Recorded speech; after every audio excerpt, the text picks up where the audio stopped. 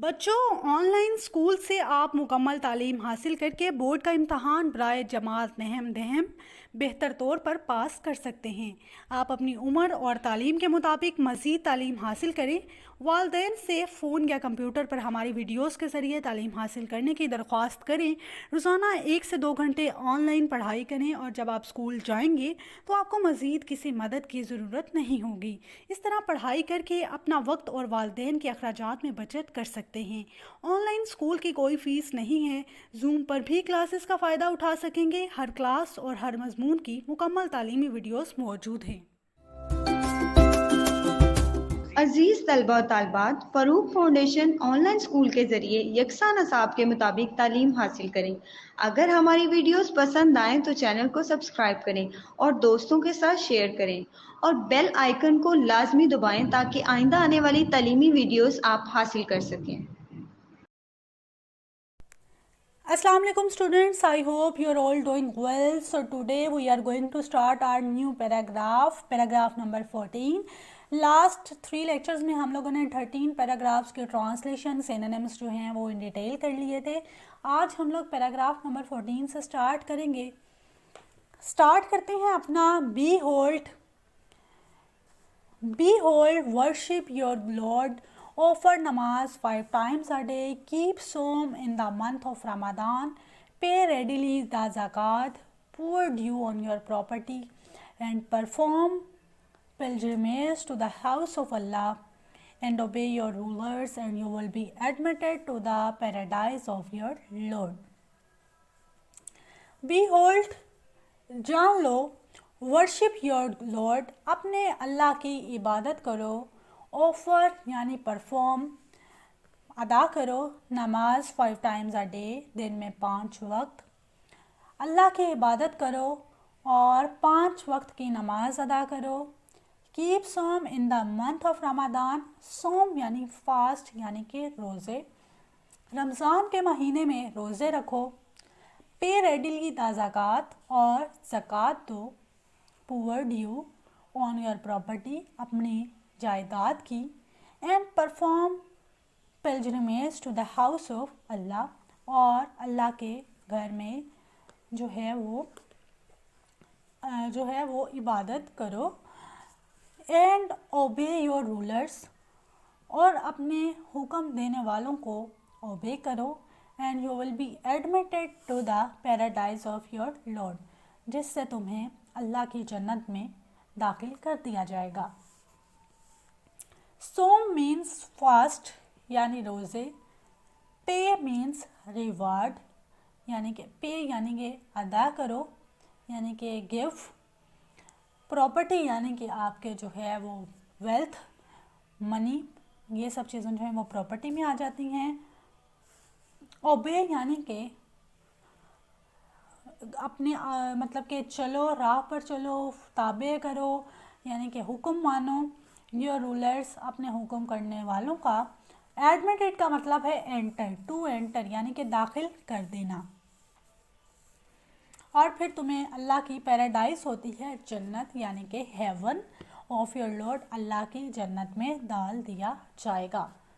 जान लो कि अपने अल्लाह की इबादत करो, 5 वक्त की नमाज अदा करो, रमज़ान के महीने में रोज़े रखो और ज़कात देते रहो अपनी जायदाद की, और अल्लाह के घर में और अपने जो हैं रूलर्स, अपने हुक्म करने वालों के ताबे रहो, और फिर तुम्हें अल्लाह की जन्नत में डाल दिया जाएगा। पैराग्राफ नंबर 15 है, let him that is only present convey it unto him who is absent.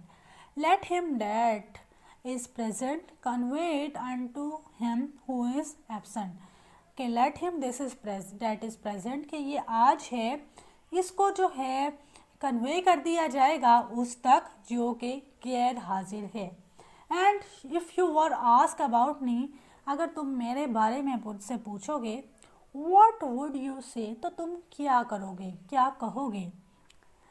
They answered, उन्होंने जवाब दिया, वी बेयर विटनेस, हम गवाही चाहते हैं। विटनेस होती है गवाही, उर्दू में, इंग्लिश में इसका सिनोनिम है warrant. That you have convert the message of religion, कि तुमने इस्लामी जो पैगाम था वो हम तक पहुंचा दिया। And discharge your ministry of नबूवत, और अपनी नबूवत की जो तुम्हारे पास ताकत है यानी कि मिनिस्ट्री है, वजारत है, उसको हम तक डिस्चार्ज यानी कि हम तक पहुंचा दिया। And looked to our welfare, और हमारी फलाह व बहबूद की तरफ देखा। आप सल्लल्लाहु अलैहि वसल्लम ने कहा कि आज जो यहाँ पर मौजूद हैं वो क्या उस तक ये सब पहुँचा देंगे जो आज गैर मौजूद हैं। अगर तुमसे पूछा जाए मेरे बारे में तो आप लोग क्या कहोगे। उन्होंने कहा कि हम गवाही देते हैं कि तुमने इस्लाम का पैगाम हम तक पहुंचा दिया और अपनी नबूवत की वजारत को हम तक डिस्चार्ज कर दिया, यानी कि कन्वे कर दिया, यानी कि हमें उसको एक्सक्रीट कर दिया, अपने मैसेज को रिलीज़ कर दिया, हम तक पहुंचा दिया और हमारी फलाह व बहबूद की तरफ ही देखा।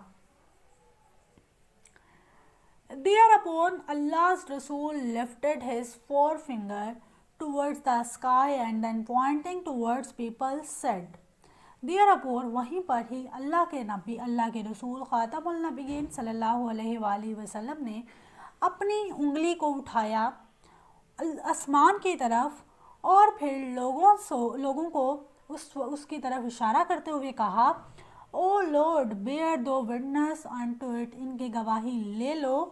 ओ गॉड बेयर दो विटनेस अनटू इट, इनकी गवाही देख लो। द होली सरमन के मुक़द्दस खुतबा was delivered by the रसूल ख़ातमुल नबीयीन in the plain of Arafat, कि अराफात के मैदान में रसूल ख़ातमुल नबीयीन सल्लल्लाहु अलैहि वसल्लम का आखिरी खुतबा अदा पेश कर दिया गया। Near the hill named Jabal Rahmat, Jabal Rahmat के करीब।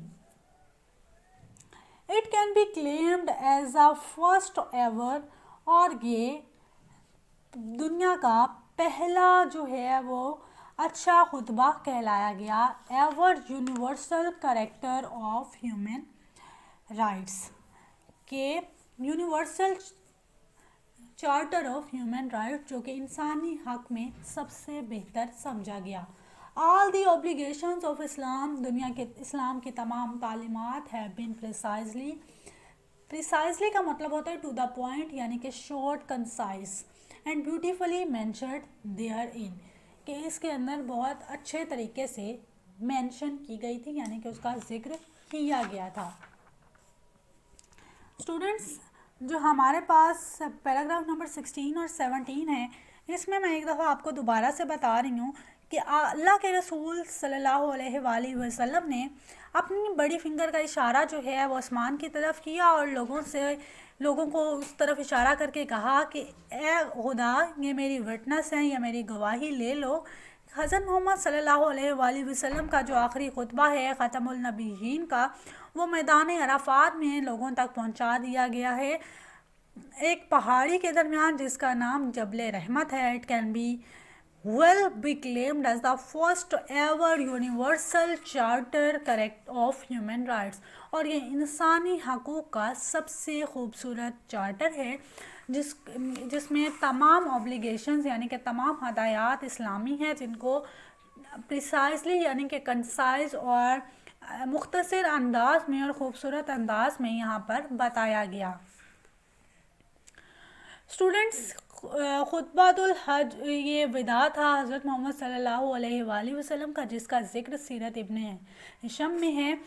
तो स्टूडेंट्स, ये जो है chapter lesson number 1 this last sermon of रसूल सल्लल्लाहु अलैहि वसल्लम, इसमें हम लोगों ने पूरे खुतबा के बारे में देखा कि क्या क्या जो है हज़रत मोहम्मद सल्लल्लाहु अलैहि वसल्लम ने तालीमात दी, क्या क्या लोगों से मुखातिब हुए, कितने लोगों से मुखातिब हुए। 100,000 कंपेनियंस है जिनको उन्होंने हदायत की। तो हम लोग स्टार्ट करते हैं यहाँ पर से चैप्टर लेसन 1। जैसा कि हमारी ट्रांसलेशन ख़त्म हो गई है, तो हम लोग ट्रांसलेशन के पैराग्राफ्स के साथ सवालात कुछ दिए गए हैं, उनके बारे में हम लोग यहाँ अब डिस्कशन करते हैं। सवाल नंबर 1 जो हमारे पास पैराग्राफ 1 में है वो है how many companions were present in the last sermon. तो इसका रिस्पॉन्स है 100, more than 100,000 companions were present in the last sermon. 100,000 companions were present in the last sermon. Second question है what is the criteria of superiority in Islam? इसका जवाब है an Arab has no superiority over a non-Arab, nor does a non-Arab has any superiority over an Arab. Also, a white has no superiority over a black, nor a black has any superiority over a white. तो इसका जवाब सिर्फ ये है कि ना तो गोरे को काले पर, ना ही काले को गोरे पर, ना ही अरबी को अजमी पर, ना ही अजमी को अरबी पर कोई फोकियत हासिल है। नेक्स्ट जो हमारे पास सवाल है whose interest was limited by रसूल सल्लल्लाहु अलैहि वसल्लम।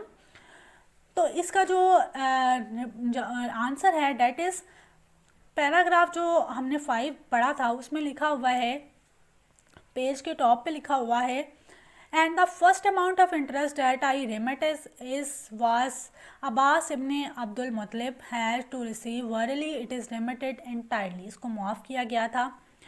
विच month do you think is referred here, कि कौन सा महीना जो है वो इस चैप्टर में जिसका जिक्र किया गया है। तो याद रखें कि महीना जो है वो ज़िलहज का है। नेक्स्ट क्वेश्चन है how should women be treated by main. औरत को आदमी से किस तरह जो है वो ट्रीट करना चाहिए, औरत को आदमी को किस तरह ट्रीट करना चाहिए।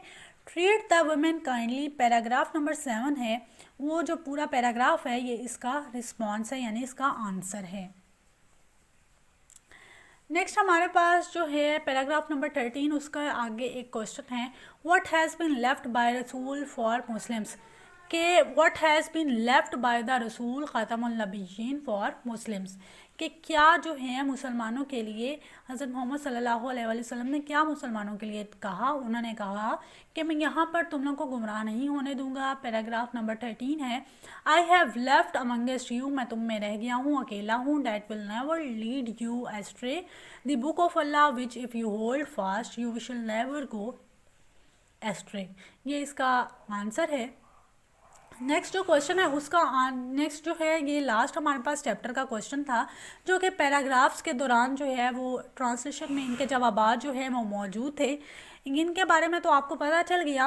और नेक्स्ट हमारे पास जो है वो यहाँ पर वोकेबलरी दी गई है। वोकेबलरी जो है match the words with the meaning in context. अब आपको पता है ना कि हम लोगों ने यहाँ पर कॉन्टेक्स्ट सारा पढ़ा है, अपना सारा मफहूम देखा है इसमें, तो अब हम लोग मैच भी कर सकते हैं।